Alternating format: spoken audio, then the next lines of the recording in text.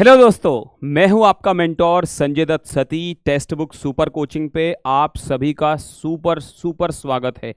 जैसा कि आपको स्क्रीन पे दिख रहा है, तो आज होने वाली है सीटेट दिसंबर 2024 संस्कृत पाठ्यक्रम पर इंच इंच चर्चा होगी, इंच दर इंच चर्चा होगी और हम देखेंगे कि किस प्रकार से जो है वो सीटेट की हम तैयारी करने वाले हैं। तो साथियों, आप सभी को मैंने पहले भी पढ़ाया था ब्रह्मास्त्र बैच के अंतर्गत। उसमें आप सभी ने मतलब आपसे पहले पढ़ने वालों ने जो है वो मेरे साथ पढ़ा, मूल विषय पढ़ा और उन्होंने विषय को समझा और जो है वो सीटेट क्लियर किया।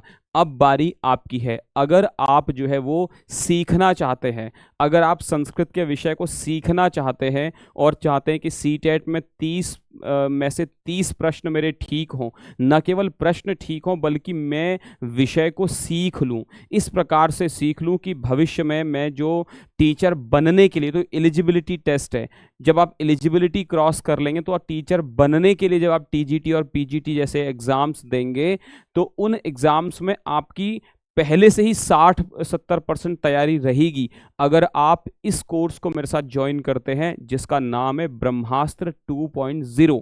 क्या क्या इसमें रहने वाला है, क्या क्या हम पढ़ने वाले हैं, ये मेरा कोर्स प्रारंभ हो गया है सैटरडे से जो है वो।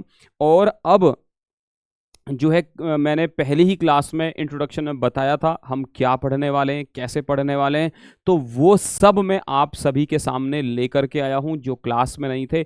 परत दर परत आपको बताने वाला हूं कि हम कितने स्टेप्स में संस्कृत पढ़ने वाले हैं, समझने वाले हैं। एज ए टीज वही आपके सामने बताऊंगा जो कल मैंने बच्चों को बताया है। ये 30 से 35 घंटे जो मैं आपको पढ़ाने वाला हूं, ये आपके आने वाले 30 से 40 वर्ष जो है ना, आपको बहुत खुशी देने वाले हैं। आपके परिवार को, आपके जो है वो बंधु बांधवों को बहुत खुशी होने वाली है, क्योंकि आपकी नौकरी पक्की होगी इस कोर्स की वजह से।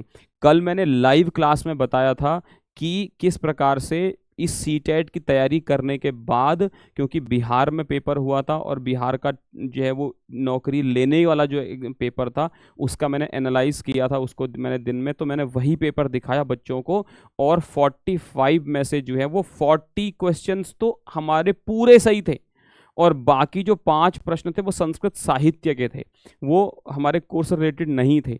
तो वही आपको एक्स्ट्रा पढ़ना है। आप समझ रहे हैं 95% आपकी तैयारी पहले से ही है। तो वो हम क्या क्या पढ़ने वाले हैं बताने वाला हूँ आपको, बिल्कुल जो है वो टाइम को सेव करते हुए। चलिए बढ़ते हैं आगे। तो सबसे पहले आप सभी को बता दूँ, ये मेरी कल रात की क्लास का ही जो है वो स्क्रीन पे आपको दिख रहा है, ये मैंने कल बच्चों को बताया था। तो क्या क्या हम पढ़ने वाले हैं वो आपको बता रहा हूँ। सबसे पहले क्लास की चर्चा करते हैं। क्लास का टाइमिंग है मेरी सैटरडे एंड संडे जो है वो 10 PM और जो है वो Saturday and Sunday both days में। अभी सैटरडे संडे है, उसके बाद जब ये जो है आगे और दिन बढ़ भी सकते हैं, ठीक है। तो व्याकरण की अगर हम बात करें, व्याकरण की, संस्कृत व्याकरण पर मैं आपको बताने वाला हूँ 35 क्लासेस में, ठीक है। और उसके अलावा 5 टॉपिक्स, 5 नहीं 6, ठीक है, 6 टॉपिक्स में मैं आपको बताऊंगा शिक्षा, मनोविज्ञान, पेडागोजी, ठीक है। ये 35 और ये 6, ठीक है। और इस 35 में भी जो है ना वो 3 घंटे मैंने कल और आपके लिए बढ़ा दिए हैं, ठीक है। एक विषय इसमें छूट गया था, वो भी मैं बताने वाला हूँ। तो ये 38 घंटे का ये जो है व्याकरण का होने वाला है, 6 घंटे जो है वो शिक्षा मनोविज्ञान होने वाला है। आप सबके उत्साह को देखते हुए एक डिसीजन मैंने पर्सनल लेवल पे लिया है कि मैं इस बार आपको 15 मॉक टेस्ट देने वाला हूँ, ठीक है। 15 मॉक टेस्ट आपको दूंगा। जैसे ही ये सारा कोर्स आप मेरे साथ पढ़ लेंगे, सीख लेंगे, समझ लेंगे, तो उसके बाद 1 वीक का मैं आपको गैप दूंगा, 1 वीक का आपको गैप मिलेगा ताकि आप जो है वो जो है रिकॉल कर पाओ सब कुछ। और जैसे ही वो 1 वीक ख़त्म होगा उसके जस्ट बाद जो है आप सभी के लिए 15 मॉक टेस्ट जो है वो तैयार होंगे। एज ए टीज जैसा एग्ज़ाम में आता है वैसे ही मैं पेपर बनाऊंगा आपके लिए और फिर आपके सामने वो पेपर होगा, उसको आप सॉल्व करके जाएंगे। जब एग्ज़ाम में आप बैठेंगे तो आप देखेंगे कि कितनी तैयारी आपकी ज़्यादा है। जिन लोगों की नींद जो है ना वो एग्ज़ाम से 1 डेढ़ महीने पहले टूटती है और वो सोचते हैं कि अब कहीं से तैयारी करें, कुछ करें, फिर कुछ समझ नहीं आता, उनसे बर्डन आ जाता है। जब तक वो सोचेंगे ना तब तक आप सारा पार करके जो है ना सारी अपनी यात्रा पार करके एकदम आराम से चिल कर रहे होंगे।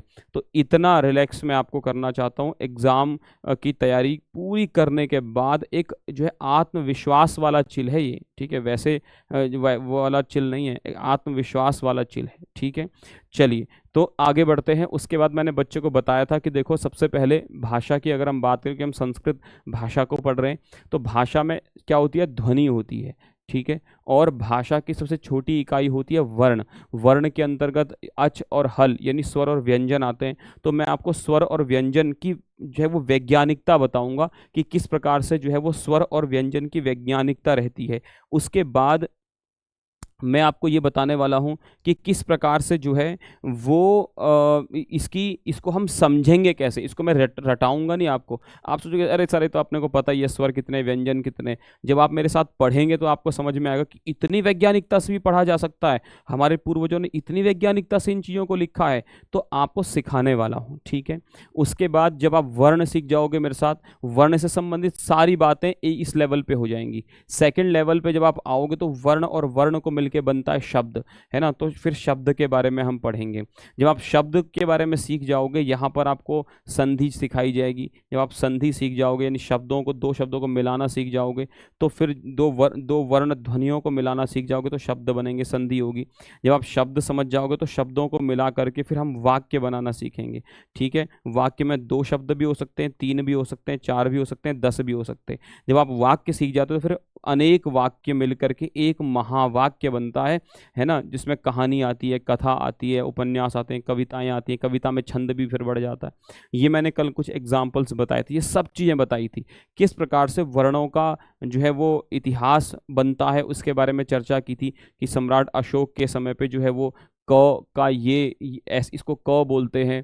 फिर धीरे धीरे गुप्त काल तक ये इस प्रकार से हुआ, फिर ये इस प्रकार से हुआ, फिर ये इस प्रकार से हुआ, फिर इस प्रकार से हुआ, और अंत में जो है वो देवनागरी लिपि के समय 11वीं 12वीं शताब्दी में ये रूप हमारे सामने आया।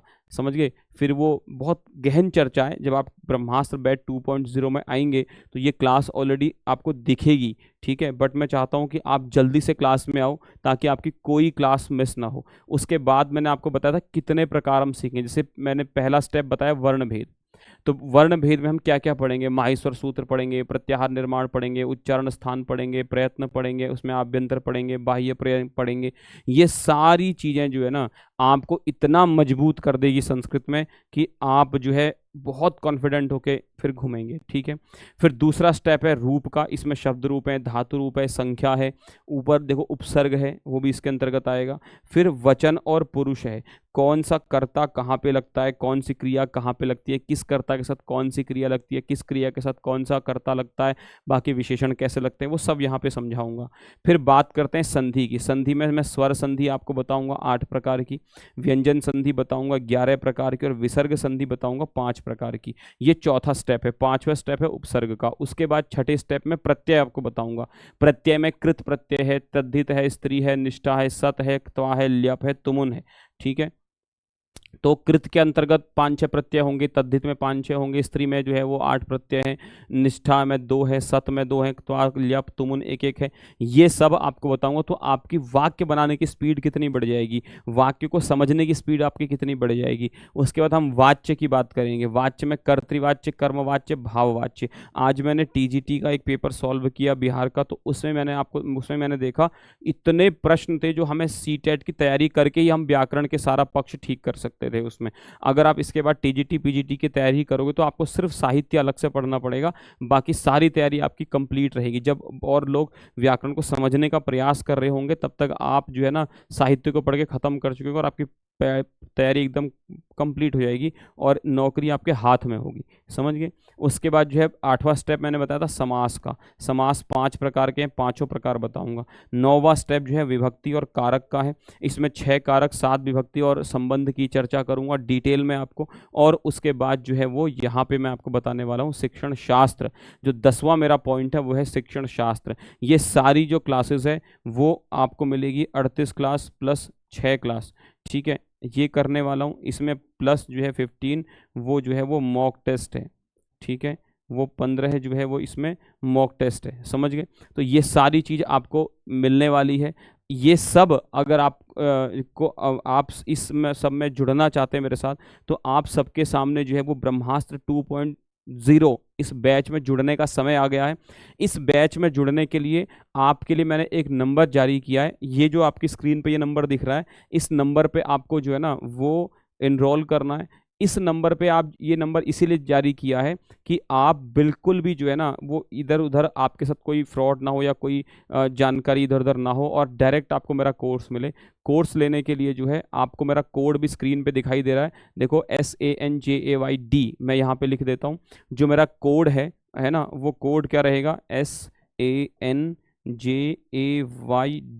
इस फ़ोन नंबर पे आपको कॉल करना है, सबसे पहले इस नंबर पे कॉल करना है और बोलना है कि हमें ब्रह्मास्त्र 2.0 संस्कृत का कोर्स चाहिए, और इस कोड को लगा के दीजिए। इस कोड को लगाने का अर्थ है कि आपके साथ जो है ना वो एकदम ऑथेंटिसिटी के साथ आपको पूरा कोर्स मिल रहा है, समझ गए। तो दोस्तों बिल्कुल आप जो है ना बिल्कुल देरी मत करो, सिखाने वाला हूँ आपको, डिटेल में सिखाऊंगा, धूमधाम से सिखाऊंगा। तो चलिए जुड़ जाइए टेक्स्ट बुक सुपर कोचिंग के साथ, मेरे साथ। बहुत बेहतरीन तरीके से आपको संस्कृत की तैयारी कराऊंगा। इससे पहले भी कराई है, अब इस बार भी कराऊंगा। इस बार कुछ नई चीज़ें लेकर के आया हूँ, तो कुछ नए इस बार मेथड और भी सरल अपनाने वाला हूँ, थोड़ा और डीपली बताने वाला हूँ, ताकि आप सबको जो है वो सीखने में और मज़ा आए, ठीक है। चलिए, इति उक्त्वा विरमामि नमामि यामि च। वंदे मातरम। जयतु संस्कृतम, जयतु भारतम, जयतु टेक्स्ट बुक सुपर कोचिंग इति।